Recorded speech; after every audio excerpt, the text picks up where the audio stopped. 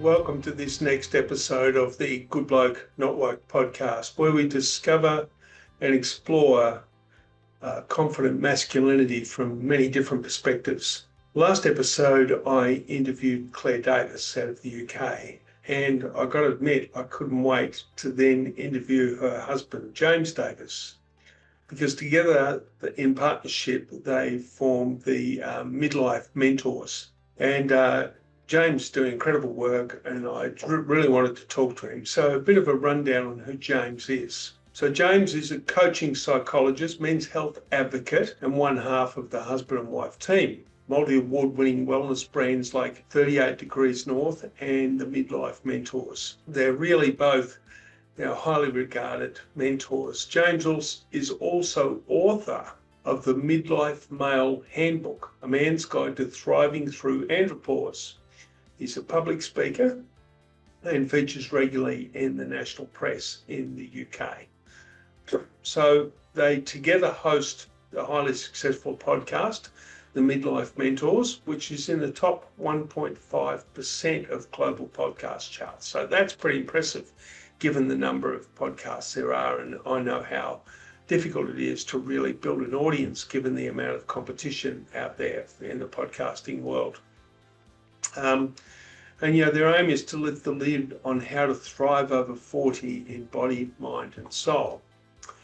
So James had a career over 2 decades, having mentored thousands of clients with a science-based approach that leverages experience in psychology, NLP, stress management, personal training, nutrition and life and business coaching. So really broad skill set.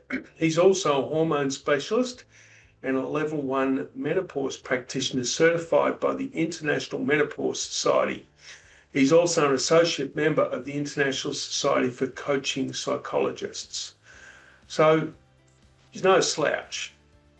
Having experienced his own midlife challenges that had a profound impact on his physical and mental health, and seeing so many men suffer in silence, James is on a mission to champion the Andropause, empowering men over 40 with the guidance and tools they need to reclaim their vitality and make meaningful changes in their lives.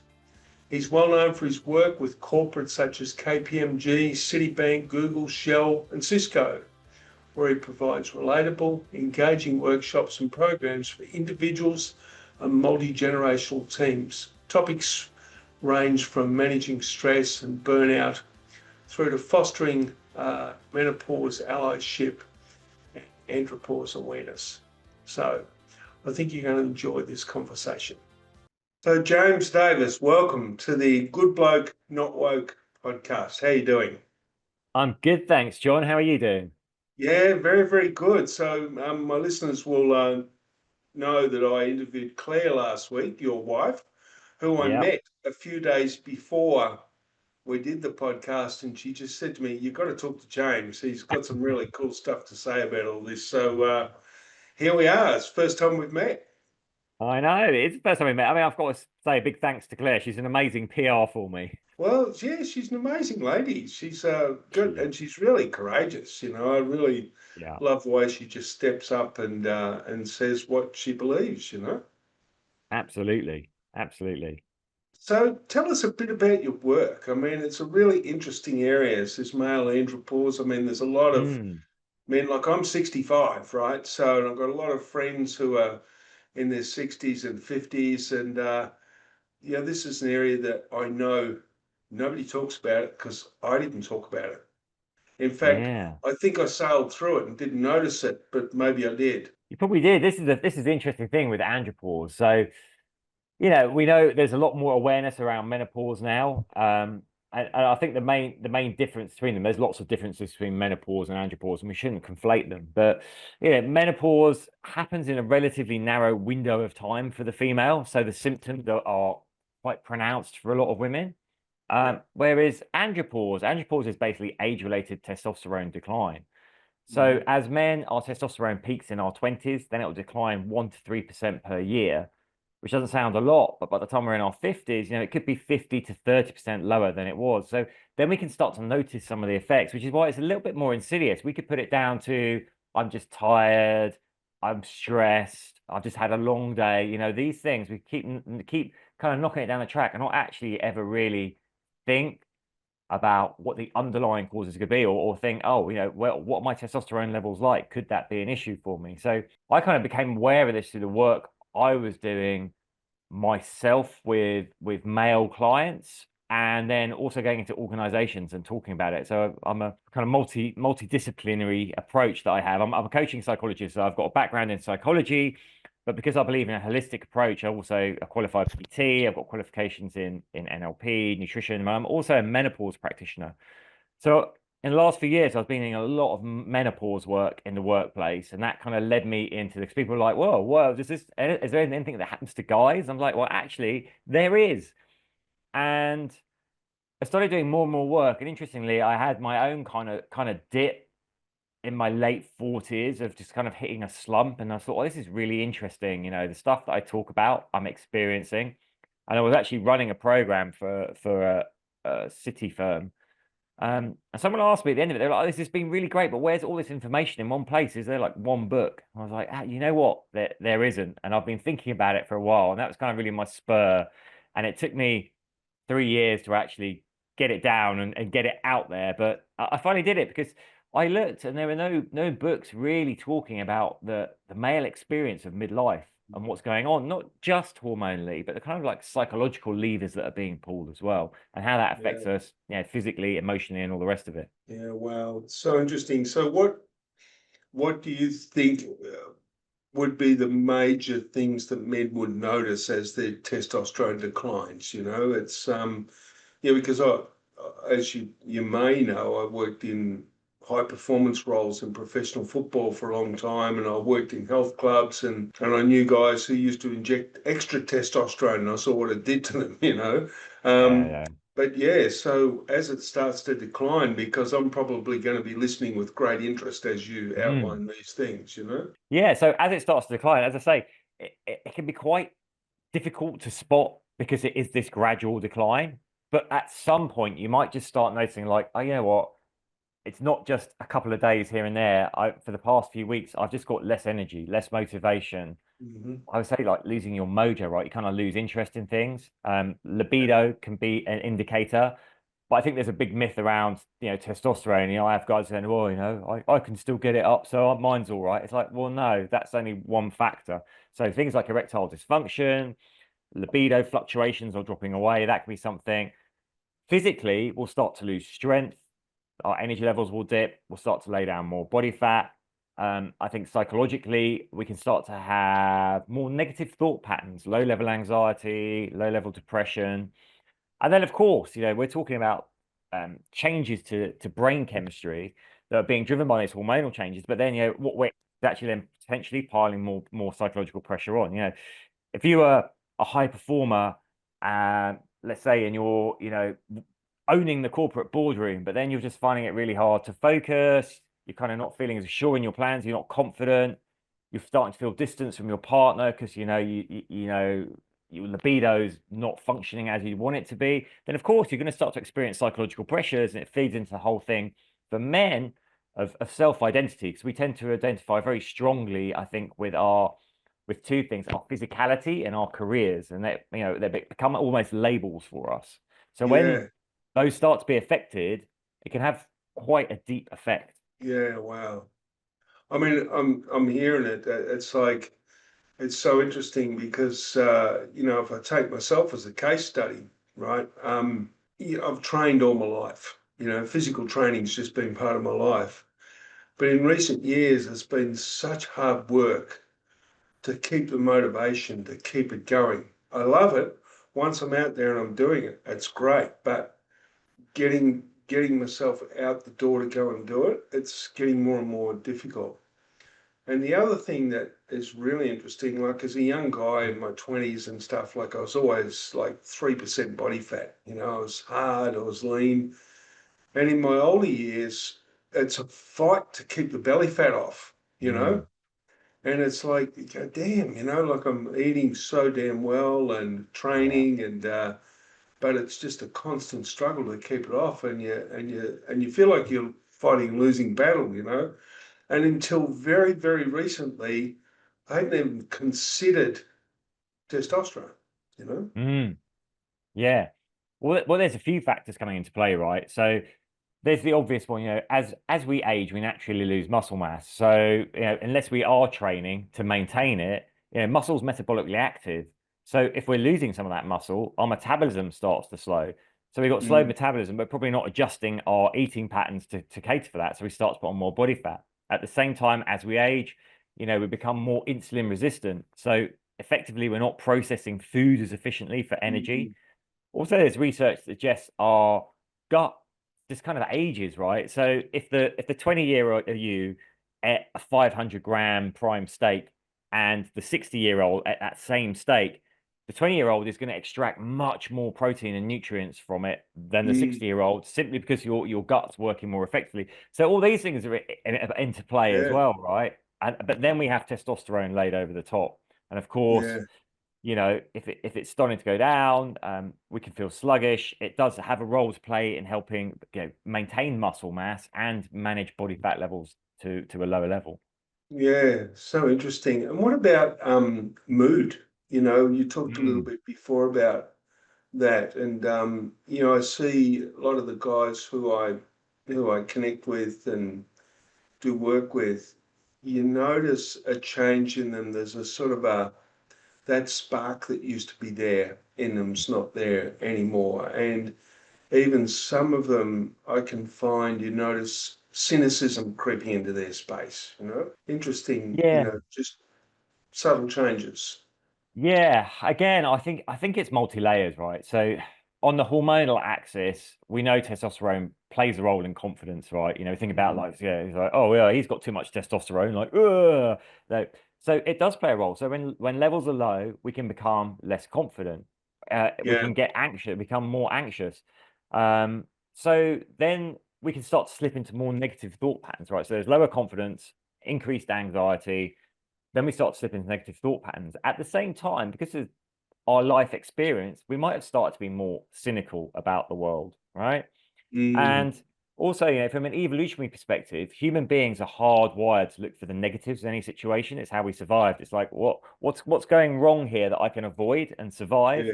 which is great if we're still trying to survive on the savannah, right? But maybe not so great for modern life.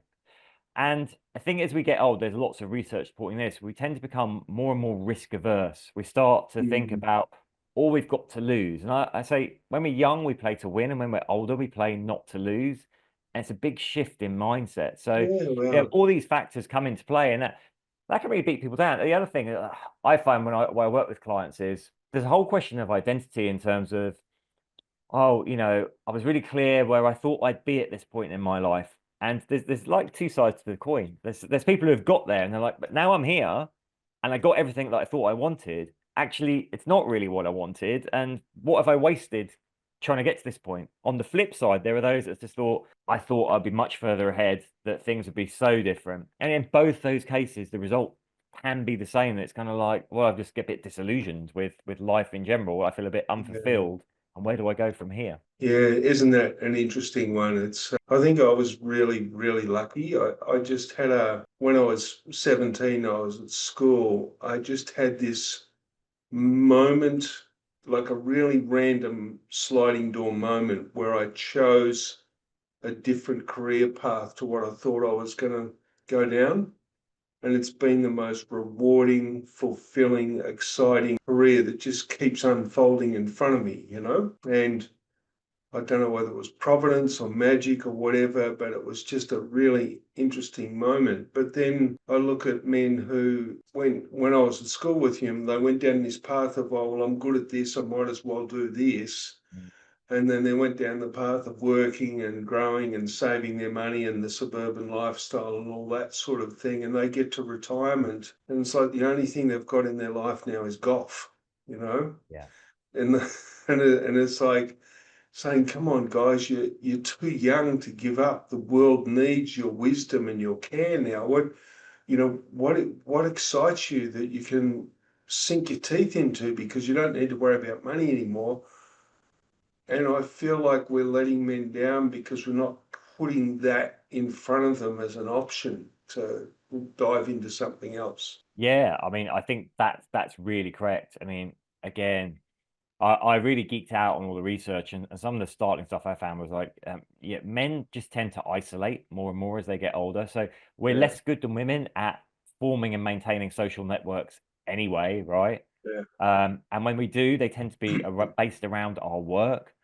So when we leave that work environment, it can leave a lot of people really wrong-footed. They're like, oh, I went out with the guys from work, but now I don't work there and I haven't got any other friends. And we can also feel that like doors have closed to us, right? People get afraid, this again, this risk averse, they get afraid to try new things. So we know that loneliness is a really high indicator of mortality risk. yeah. And tragically, you know, men do tend to isolate more and more, even when they do see friends, they don't open up about what's going on for them. They don't go to their care providers to say that they're feeling this way. So it's a narrative we've really got to start to change, I think. There's tremendous Mm, power in community, and the guys are saying they've got golf. Well, at least they've got that, and where they're meeting and interacting with other people, because some people just fade away. yeah. And we want to try and avoid that. Oh man, are you talking my language? It's I've been a big advocate for a very long time of community sports clubs. Now, I know different countries have different things, but one of the things we're lucky about here in Australia is that there's suburban football clubs everywhere. And I'm talking Australian rules football and rugby and soccer. So you go out driving on the weekend, you're going to just see not just a few games being played in public parks, you're going to see hundreds of games being played. And even to the point now where all of those codes have got super rules and mega super rules. So there's for over 48s, Yeah. and Wow. all these men running around playing football, and then they're playing cricket in summer. And the thing I've been really harping on about, I suppose, if I'm going to be honest, is that these, well, somebody else actually coined it. They said that the community sports club is now the new church. And so I'm saying to men, even if you don't really enjoy playing football or you don't think you're athletic enough, go down to the club anyway. See where you can help out, meet some people, maybe walk some laps of the oval while the guys are training. Yeah. But also think about the men in the community that you know that nobody Mm. ever sees, Yeah. even and especially the older men who maybe have lost their wives, and go and pick them up and bring them down to the club. Get them involved because let's bring some brightness into people's lives. I mean, what's it like in the UK in terms of community sport like that for older people? Yeah. So I know, like having been to Australia when I was younger, one thing that really struck me was the embracing of healthy lifestyles and sports. Like you're saying, at the weekend you see people going to the beach to swim, running, playing footy, playing cricket. It's amazing. I have to say, I think the Australians have a stronger sporting culture than we do in this country, and it's something that I think is dying out. Through our education system, sports got downgraded and downgraded and downgraded. Kids don't really get to play much competitive sport these days compared to what I went through. Yeah, And I think we are losing something. I mean, don't get me wrong. I live in London. I go to Regent's Park, and in the winter there's like loads of different teams playing soccer there. In the summer there's loads of people playing cricket and last man standing cricket, and that's great. But I think it's the exception rather than the norm. yeah, right. Yeah, But something you said there about community sports being a new church. I think this is a point that we really need to make. The agricultural revolution wasn't that long ago, right? I think about 200, 250 years ago. yeah, yeah, So before that, we lived in very tight-knit communities where we all worked to a common goal. We'd be working the land, we'd all go out and sow the stuff together, we'd all go out and harvest together, we'd help people look after their bits and bobs. It was very, very communal. We went to church on a Sunday, which was a chance to like see everyone and be with everyone. Then came the the industrial revolution. People kind of fractured off to the cities. We've got technology, but now there's so many distractions competing for our time. And one thing I think we've certainly lost is that tight sense of community. Um, yeah. And I think I'm hoping that we're starting to realize that that's something actually that we need and that is special. I hope that anyway. Well, yeah, I mean, I agree with you, mate. It's I think that, I talk about, like you, I give a lot of talks in companies, and I talk about how in the last 40 years, the rate of change has been just beyond belief. And the reality that goes along with that is that humans don't evolve that quickly. And so the adjustment, right down to our DNA, I suppose, is it's not catching up, and perhaps we haven't even caught up from 250 years ago, that change that the Industrial Revolution brought. But even if you go back 100 years before television, what did people do in the evenings? They gathered at somebody's home in the street, maybe summer. The men would be out sitting on the front porch, maybe having a beer, talking, having a smoke. The women would be inside in the kitchen talking, and men hung out with men and women hung out with women, and then we put this television set in the lounge room, and all of a sudden the men had to learn how to hang out with the women. It's like them monumental changes in a very short space of time. Really short, and the rate of change is only going to increase, and I do worry about that. So looking at TV is a really interesting one. When television started in the UK, it started obviously with one channel. I think even in my childhood, there were three channels, and you had to Yeah, get up and physically change the button on the screen. And here's the thing: if there was nothing on, you just go and do something else, right? And there were only certain shows that kind of lots of people watch, and you make sure you watch that so you could talk about it. But now yeah, we've got this multi-channel, 24 hours a day. There's actually like so much choice. So it's changed our viewing habits. The TV's gone from being a kind of like nice convenience almost to an integral part of our life that's there as a distraction and actually puts distance between people. yeah. And my concern when we see things like augmented reality, virtual reality, AI coming in, we know already that people are using AI as their therapist, as their friend. Mm. I saw someone post the other day. He's like, I saw someone on the train was actually chatting to an AI like it was his girlfriend. And he's like, I thought these people were only in the articles that I read. But I get it. We live in we've got social media, but paradoxically, we've probably been never more disconnected. So if Mm. you're lonely and you can just tap into this thing and it responds to you exactly how you'd want the perfect person to respond to you. But I think we need to stop and pause and go, where are we going with this? What does it mean for us? Yeah. Well, yeah, it's like, to me, it's like what did somebody describe it once? It's like humanity is like a bus load of people charging down a mountain road with no brakes and a 4-year-old at the wheel. I love that. Yeah. I mean, what you're saying is true. And it's like, I think, see, a beautiful human quality, I think, is curiosity. And these new things that get laid out in front of us. Like I started using AI not that long ago, and I found it astounding. Like I wanted to research a topic. I wanted to learn about the gentlemen of the 19th century in England. Hmm. They were a Yeah. particular type of character, and I learned that they also existed in Russia and Austria.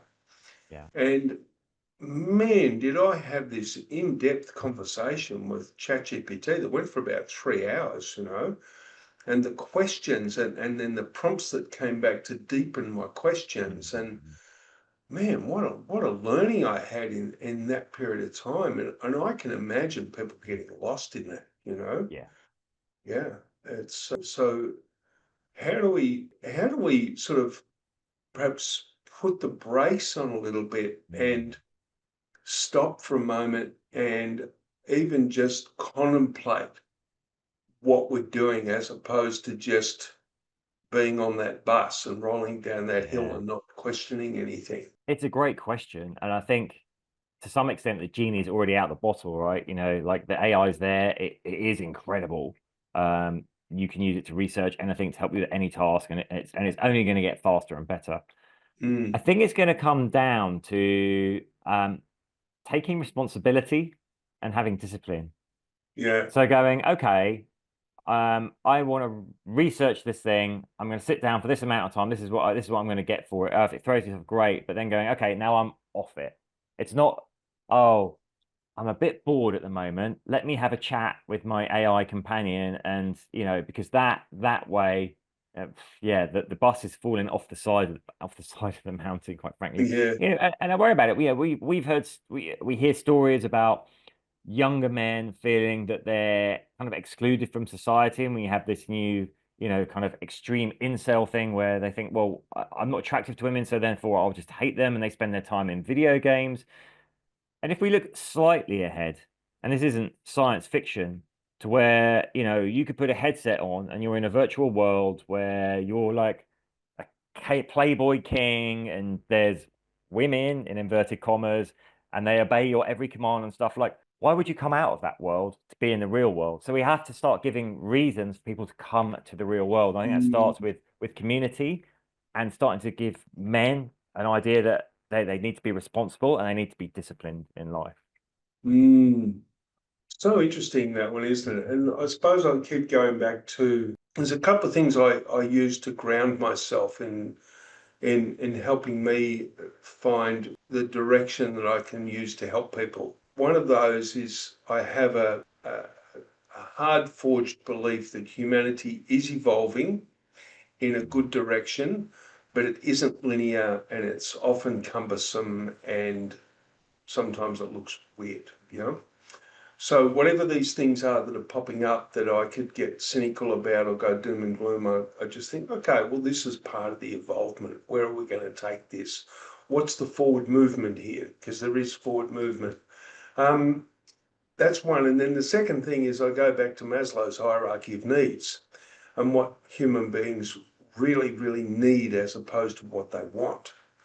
And the want can be very powerful, but the need is always there. And one of those needs is a sense of purpose. And I feel like in our society, we're failing to connect people with purpose. And I don't want to rabbit on too much, but for example, talking to a group of construction workers who are building a 40-story apartment block, and there's culture problems on the work site, and there's productivity problems, etc. To then sit with those guys for an hour or two and talk through it and take them to the point where they realize that when their job is done, that there'll be babies born in that building, and their lives will be dependent on the safety of that building and the amenity of that building to build their lives, to grow up to be human beings who might change the world one day. And I feel like whenever we put people's attention on the welfare of little children, something shifts. And Mm. I know that, that was I spoke for 30 seconds on it then, but when you expand it out to 90 minutes and Yeah. really build a beautiful picture, you shift the whole culture of the worksite. Like, it completely shifts, you know. And so I'm wondering a couple of things, and I'm going to throw you in the deep end here because you may or may not know the answer to the question, but is number one, how can we improve that in terms of giving purpose back to people, which goes back to what I said about my friends before. But secondly, is there a relationship there between testosterone levels and being able to find that sense of purpose? Mm. So I think we have to wake people up. And what I say by that is, I think a lot of people sleepwalk through their lives, right? It's like you said earlier on, oh, well, I'm good at this thing, so that's what I'll do. And they don't really question it. But I think most people end up this existential point in their life, and it does usually tend to come around midlife or a bit later about, oh, what have I been doing? What do I want to do? And I think that's a question we need to ask people, like, what's your legacy that you're leaving? And I think we Mm, have to be careful around that word because, you know, in culture and stuff, it's like everyone's got this idea that a legacy has to be something like a big, like, oh yeah, I've got to found like an orphanage, and no, it could just be like you created that amazing apartment in that building for someone to live in. It could be that you're just a great dad. It could be that you show up to coach the local footy team. You know, like a legacy doesn't have to be this big world changing thing. So I think we have to start establishing that. What's the legacy you want to leave? Because that feeds into the next thing is like, what's your identity? How do you Mm, identify with that? Then you're giving people a kind of pathway. You've got the values, you've got the identity, and they can see what they're feeding into. They've got the purpose. It all rolls into that. So I think that's my answer to the first question. The second question, testosterone, I think it does play a role to an extent. If you're low, like clinically low, then the honest truth is you are going to struggle to motivate to do anything. Which is probably at the point you need to look at medical intervention, something like testosterone replacement therapy, to get the ball rolling, right? To get you yeah. back out there to doing things. So I think if you're clinically very low, you could struggle. I think if you're in normal range or high, then it's just a matter of doing that inner work. And this is the interesting thing. It's what people shy away from. Like people always think working out, training is hard. People think like looking after your nutrition is hard. And it is and it isn't for some people. But people don't want to face their inner stuff. They don't want to admit Mm, about things about themselves. They don't want to do that work on themselves. But that's really where the value in our lives is, where the growth is when we're curious. Like, okay, oh, why did I react that way in that situation? What can I learn about myself from that? If I don't want to react like that again, what do I need to start changing about myself? So I think, yeah.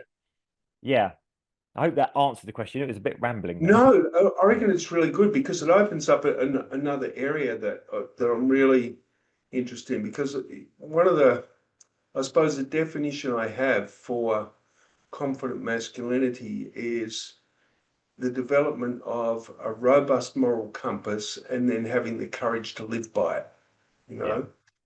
And so if we go back to, people working, it's choosing a career, not, they don't choose a life passion or a life purpose, they choose a career. And sometimes they then go into leadership roles and then they're working in companies that are dominated by that silent force of the shareholder, you know, yeah, share yeah, price, return to shareholders. And then they're put in positions where they have to compromise. Well, they don't have to, but they do. They compromise their own moral code, yeah, you know, yeah, and then that leads to the ongoing justifications that are running around in the mind. But there's also self-degradation in that. And my heart breaks for that because I've been there myself. And it can really, really drag you down if you don't. And as you said, do the inner work. Lucky, I've been on a path in my life where I've done an enormous amount of inner work. And you discover these things, and it's not as painful as you think it was going to be. But that self-degradation by compromising moral compass, I think that's an epidemic that just nobody talks about. yeah. I mean, I think you're right, and we see the stories playing out in the news all the time, don't we? About this corporate scandal, that corporate scandal, and it's kind of like everyone knew that they shouldn't be doing that thing, but they went along with it for the shareholders. It was the culture of the company. Um, I think it's become really, really, really widespread. And again, it's interesting, isn't it? Because if we go, we can't ever know, of course, but if we could go back in time to kind of like pre-agricultural revolution, would people act in the same way? Because you're all out in a tight community where you've got to kind of trust each other for survival, more or less, right? If you muck up the harvest, you're all going to go hungry. Yeah, Um, so there probably wasn't the same. I'm sure there's people that wanted to make profit, make money, all the rest of it, but probably not to the same degree of I'm just willing to go against my morals over and over again to get that result. So yeah, yeah. it's an interesting point. It's like if I stand up to the CEO, I could get fired and I really need this pay packet. So I roll over and it doesn't mean someone's a bad person if they do that. No. But in fact, those moments of bad decisions could be the tripwire for the greatest personal growth anyone ever goes through, but it's more likely that it gets shut down and not spoken about, but it becomes this burden that gets carried around. I'm just really interested in that and where it ends up with men who, when they start doing that, and I think when they start to lose their honesty, You know, it's very easy to be honest when there's nothing going on, you know. Yeah.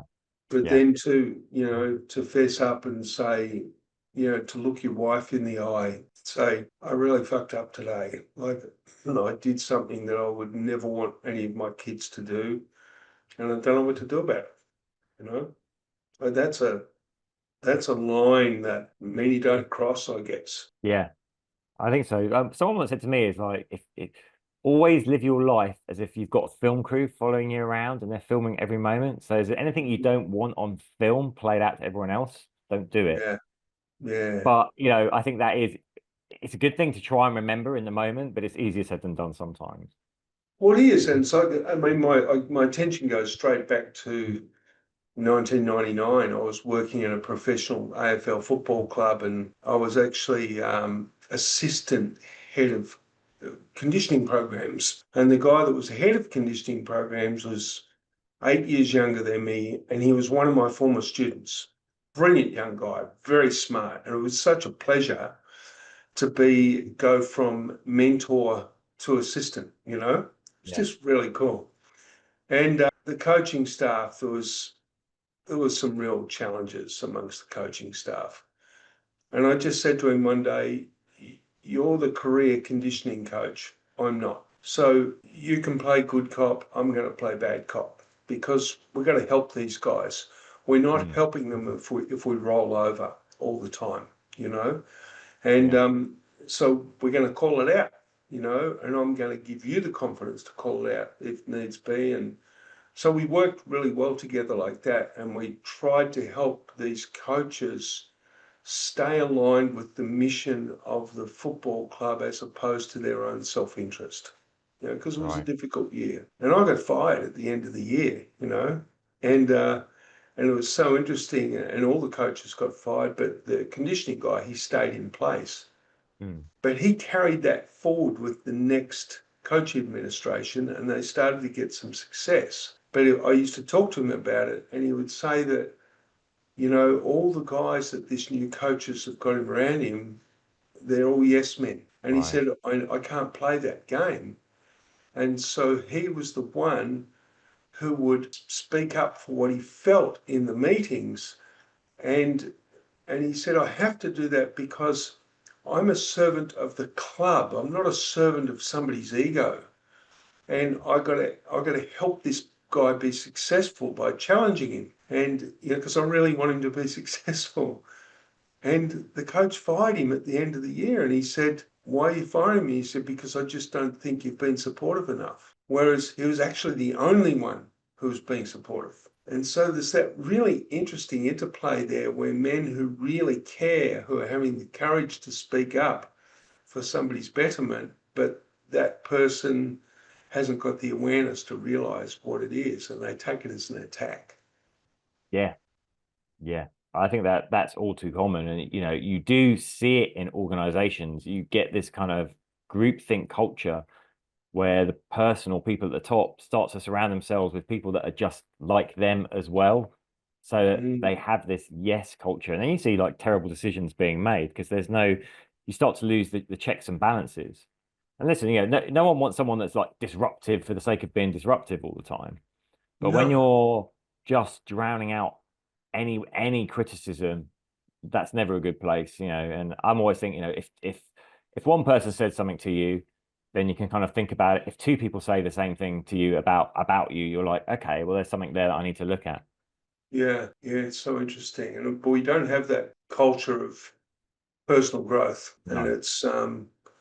it's really interesting. Again, going back to football, because I think it's a great microcosm to the football clubs that do take on that self-development for everybody in the club. I Mm. mean, that same club that I worked at, some years later, one of the former players who he became the CEO, and he's one of the most decent men I know, just really decent man. He was as a footballer, and he led this club into a new space where they took on the self-development, like really took it on. And from president right through, and every person in the club was included in it. It wasn't just the team. So they really went out on a limb with this process. And within a year, They'd won the AFL Premiership. Oh, wow. They just missed out on the grand final the following year, and then they won the next two premierships. Like, Wow. astounding success. And their membership became the biggest in the AFL. I mean, financially buoyant just because they went, that was a key decision. And Yeah. you just wonder, how do we get corporations to see the value in that, really developing their people and also not discarding their people because they hit 65. And this is I don't know what it's like there in Australia, but it's a terrible problem. We've had spoken to people before. We spoke to a professor who looks at ageism. We've spoken to recruitment consultants, and there was a survey over here by a recruitment firm, and they found, so you're not allowed to discriminate based on age, like with many other things. But they said, yeah, most recruitment companies, they say the cutoff age is 54, I think it was, that they won't look at any candidates over 54. Wow. Yeah. And the stories we start to hear, because I think it is different. You go back 50 years and people had a career for life, right? You could join a company and work through and collect your pension, and that was it. I mean, those days are pretty much gone. We move around jobs, we move things, but there seems to be at the moment, I think, this thing of, well, you'll know this. Organizations, see, the people who are older tend to be the most senior, so therefore they're the most expensive in inverted commas. So it's like, oh, if we get rid of them, we'll save so much off the bottom line. But it can be a really false economy. And actually, it's really interesting what's happening now with AI. There's a problem coming down the track. Is AI is leading to job cuts in a lot of white collar industries, right? Because you can automate and systemize so much stuff. But what they're starting to see already is the jobs that it's taking are those kind of entry level jobs, the stuff people came in and that's where they learned the ropes of the company, and the company's just not recruiting for those anymore. Like we don't need them. Got AI that does it. But what happens in 10 years down the line when you've got no one that's come through the system and the guys at the top are retiring? So again, yeah, it's just interesting to look at this stuff. But how we get organizations to really see the value in self-development, I think it's a tricky one, because there's something I always run up against. They're like, oh, what if someone realizes you do all this work on them with their values and they just don't want to be here at all and they go off? I'm like, well, that's inconvenient in the short term, but actually in the longer term, that means they weren't a fit anyway. They'll be happier doing their thing, and you can find someone that is aligned to your values and you'll actually be more efficient, and that will drive better business success for you. I think a lot of organizations have this very short-term view. And again, I think that's driven by modern culture and shareholders. Like, what's the next set of results? What's the next set of results? Like, oh, where do we want to be in 10 years from now? And what are we willing to risk, forego to get there? That mindset is largely gone in modern business. It's like, well, what are the results we can do in 12 months' time, and what do we need to do to get there? So we've Yeah. got a big ask ahead of us. But I do think forward-thinking organizations are starting to think more and more about self-development, and seeing staff as more valuable, and how can we develop those staff to be more integral and have more impact within the organization, I think is the way it needs to be positioned, and how more organizations are thinking about it. Yeah, so interesting. And the great cosmic joke about that is the person who loses their job because of shareholder pressure, they go home and one of the first things they look at is their share portfolio. It's like, I am the owner that just sacked myself, in a funny sort of way. And it's like a massive human pantomime that's playing out, and I wonder, seriousness is like one of my great mentors coined a beautiful phrase. She said, seriousness is a glue that locks up your mind, and I see that in the corporate world. Everything becomes so damn serious, and we lose our sense of humor, and that cuts off many, many perspectives as to how things can unfold if needs be. So, mate, I want to ask another question then. And, you've got a background, nutrition, personal training. I mean, you're a pretty fit looking guy. Is there a connection between really getting into some really good strength training and optimizing testosterone levels at whatever age a person may be at? Yeah, absolutely. Listen, like you're passionate about your training as well. If you've got a really strong sports background, exercise is good for you, full stop. You know, we know it's great for your psychological health. When we exercise, we release loads of feel good neurotransmitters. It's obviously good for our cardiovascular system, all the rest of it, blah, blah, blah. But yeah, there's for testosterone in particular, for men, heavy compound lifts. So, where you're recruiting multiple muscle groups. So movements like, the squat, the deadlift, the bench. When we do those, we actually elevate our testosterone post-workout. So if we're doing that consistently, it's going to slow the rate of decline. And I was really interested in this. So when I was working on the book, I actually got my own test levels because, as I say, I went through my own slump, and I was coming in just below normal range. So I was like, well, that's interesting, and it kind of explains a lot. So I kind of adapted my training a bit.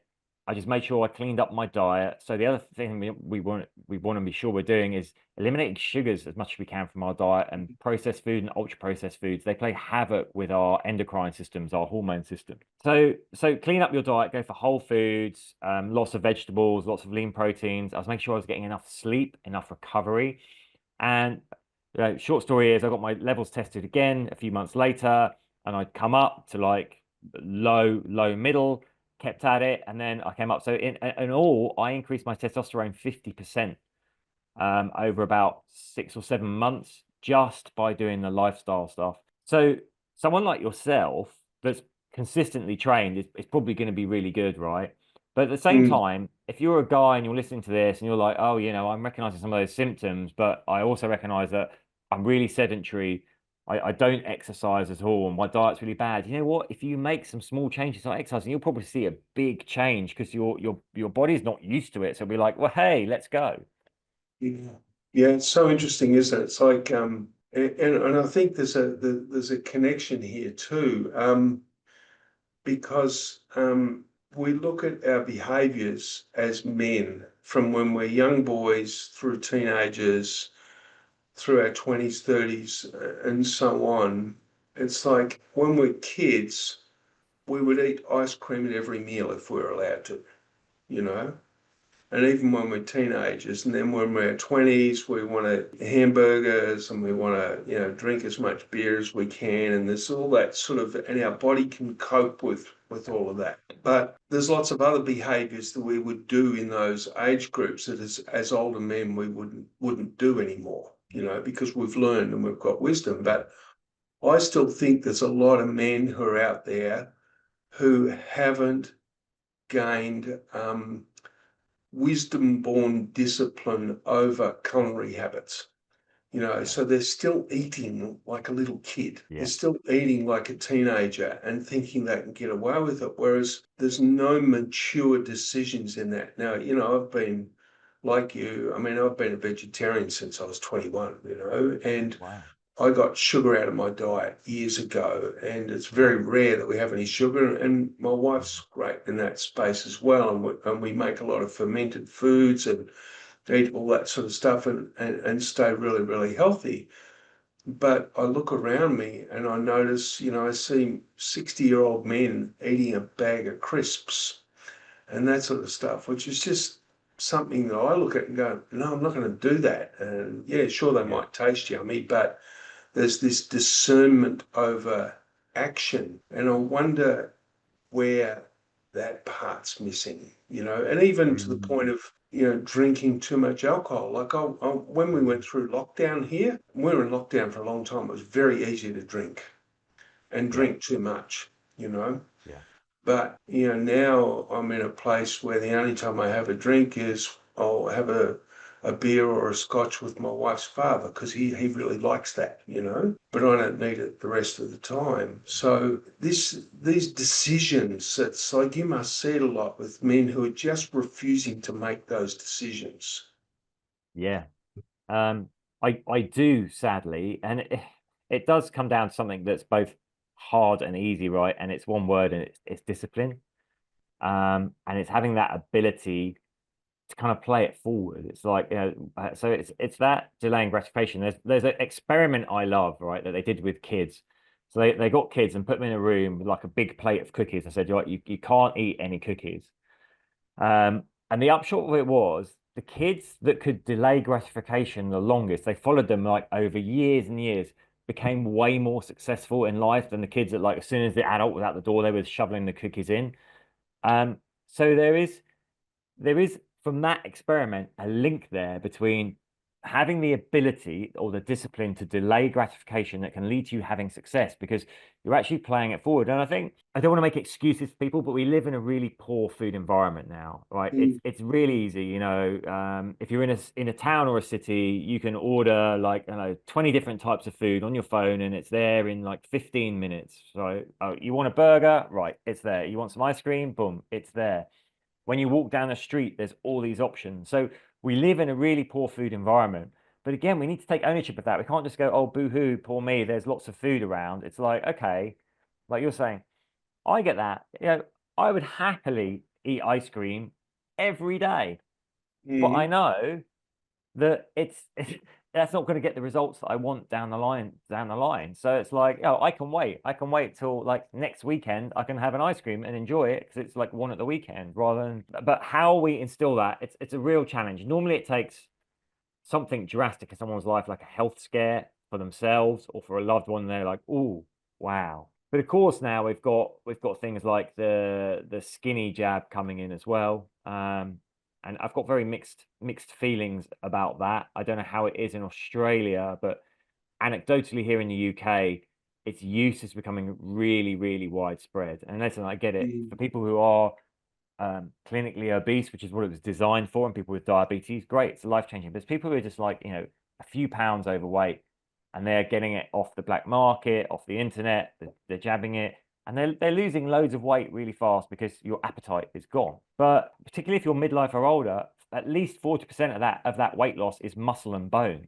So at a time mm. of life when you're losing that anyway, and you want to do everything to maintain it, you're shoveling it off. And also, it's not teaching new habits. So all the research says that within 12 months of coming off that jab, people have put on more weight than they had before they went on it, because simply they've lost that muscle mass, their metabolic rate has slowed, but they haven't learned the habits, the discipline. So when they come off it and the appetite comes back, they're just like, oh, I'm straight back into the ice cream sundaes again. It's the glory of the shortcut, which probably goes back to what we were talking about before in the corporate situation where somebody crosses their own moral code, because there's a Mm, shortcut involved, you know, yeah, and it's there's a lot of extra work with avoiding the shortcut, and it's very alluring. It's a huge temptation, but again, one of my great mentors talks about the fact that people's lives are derailed by temptation and circumstance, but the problem is, from a moral code perspective, we know what we're doing. And that's the part that yeah, I'm really interested in with the use of mm, Ozempic. It's like yeah, people who are using it, they know, no matter how much convincing they try to do in their mind, they know what they're doing. yeah, I used to think about it years ago, like, should I use a bit of anabolic steroids to lift my training up? But the thing I couldn't escape from was that even if I got super, super fit in my mind, I knew what I'd done. So I yeah, couldn't do it. yeah. Just And couldn't do also, it. you're aware of, like, down the line, there's probably going to be consequences for it. Yeah. Yeah. So it's that So, ability to play it forward. It's so, so important. I think most people, unfortunately, don't really play it forward. It's all about, and yeah, that's our culture and society we live in now. It's like instant gratification without thinking, well, actually, how do I want to show up next week, next month, next year? yeah. Yeah. Yeah, it's so interesting. And so then I reckon, I mean, there's a couple more things on it. This is so interesting. There's a couple more things I want to talk with you about then. And one of them is, and I learned a lot about it. I don't know if you've ever seen Harry Palmer's work. It's just extraordinary. Harry developed a whole set of materials, of course, to help people really explore their consciousness and wake up their being, to get the separation between who they are as a being and the mind that they carry around Hmm. with them. And it's beautiful work. But he talks about decisions, and he says, when there's more pleasure than pain associated with making a decision, people will make the decision, but otherwise they'll roll over and make a choice. And I wonder if we're teaching young men about the difference between a choice and a decision. And Harry, one of his lines, he says that deciding is fundamental to creating. And if you're choosing options as opposed to really feeling what you want to do, the decision might be the thing that creates the new path instead of taking one of the forks, you know. Yeah. And those decisions are dependent on a really, really strong personal will. And the thing that strengthens personal will is a higher level of intention and a higher sense of purpose. So are we talking with young men, even when they're at school, about who do you want to be in this life? What's the mark that you want to leave? How are you going to improve life on this planet with what you do in this world? To start them off with a bigger picture view, with something that's going to generate more inspiration as opposed to motivation, to help them to develop that willpower to be able to make good decisions that are aligned with their moral code. I mean, do you see that happening at all with younger men in workplaces or at schools? Sadly, not at the moment. I think we know that young men are in a really difficult position at the moment. Mm, You've got they're feeling disenfranchised. Not all of them, of course, disenfranchised from society. So we know in the UK, it's males that are failing at school now. So they're failing academically. There isn't the same sporting opportunities as there were, 'cause it's just not on the curriculum as much. At the same time, there's distractions that are enticing for them, like online gaming, where you can actually, you're someone important, that we have a human need to be seen, to be heard, and to matter. And maybe at school that's not happening, but you mm, sit on your screen, whatever, and you're the great at this game, and you're communicating with all these people. And then I think at the same thing that's happening, if we've got it's tricky for women as well. So we've got this increasing sexualization. So again, driven through social media, like attractive people, but because the differences between genders, mainly women have learned first of all, if I'm kind of flirty in this post or showing a bit more skin, I get more likes, more reaction. And of course, where we've ended up with that is, things like OnlyFans, where it's like, yeah, well, people are paying for me to do all kinds of things. But it's kind of this weird dichotomy that of a very, I'd say, hypersexualized society, very, very young, much younger than we had it in our day, but all through the medium of the screen. So there's not real intimacy or connection, and there's definitely not respect for each other.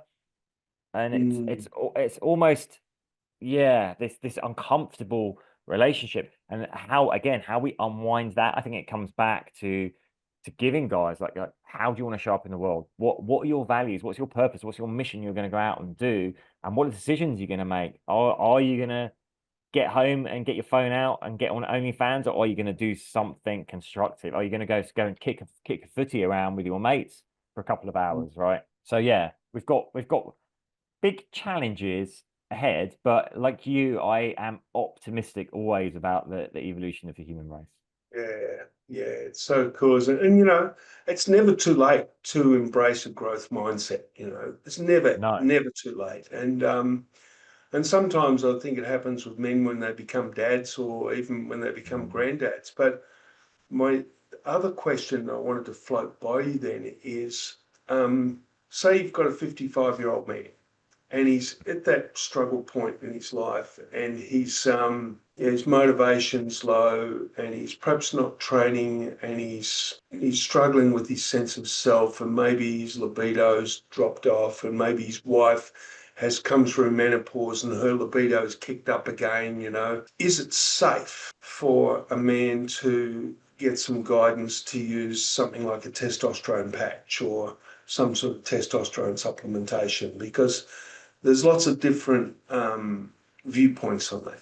Mm. Yeah, that's a great question. Thanks for asking it. Well, I think, if you are feeling like that, I think the first thing to do is go to your doctor and have a blood test, right? Simple blood test will tell you what your testosterone levels are, and then you can make an informed decision about what your next option is. If you're within normal range or high, then it's probably not testosterone that's the issue. So then you can start investigating other things. Are you missing certain key nutrients?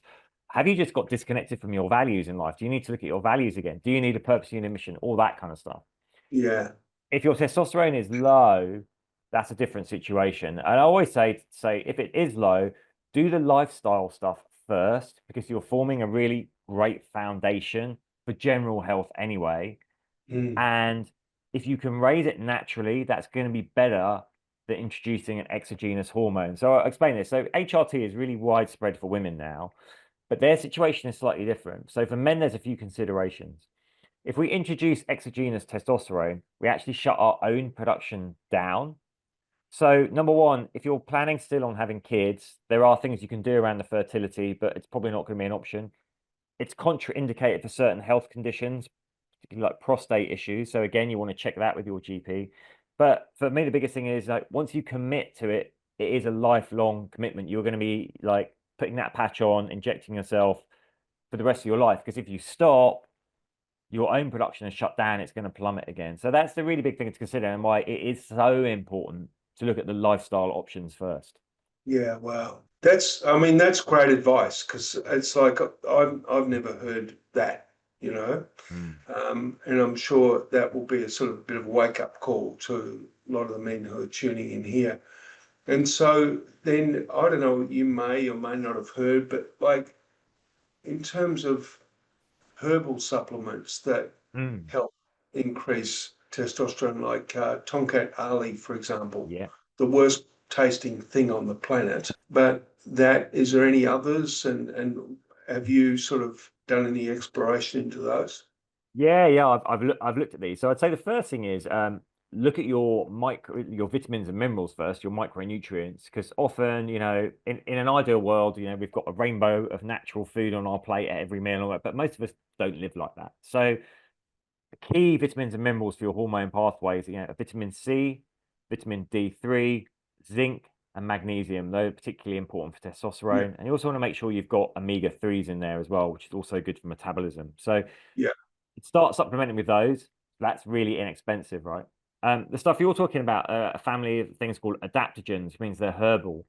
So you've got Tonka Ali, which I think is also sometimes known as horny goatweed. You've got maca, you've got ginseng. Some people say shilajit mushrooms. Now, all of those, the evidence is pretty mixed. Some researchers found it works, other research found it doesn't work. It seems to be that there's an individual response. So it might work mm, for you, it might not work for me. So if you're thinking of going down that route, pick one, try it for like 6 to 8 weeks and see how you respond. And with those as well, you want to cycle them on and off because your body will build up resistance to them. So you want to do like 6 to 8 weeks on, 4 weeks off, and do it. And try the one that till you find the one that may work for you. The one yeah, adaptation that does have solid evidence that seems to work for everyone is one called ashwagandha. uh-huh, And this works for men and women because it lowers stress hormone cortisol, meaning that it will balance out our other hormones. right. Wow.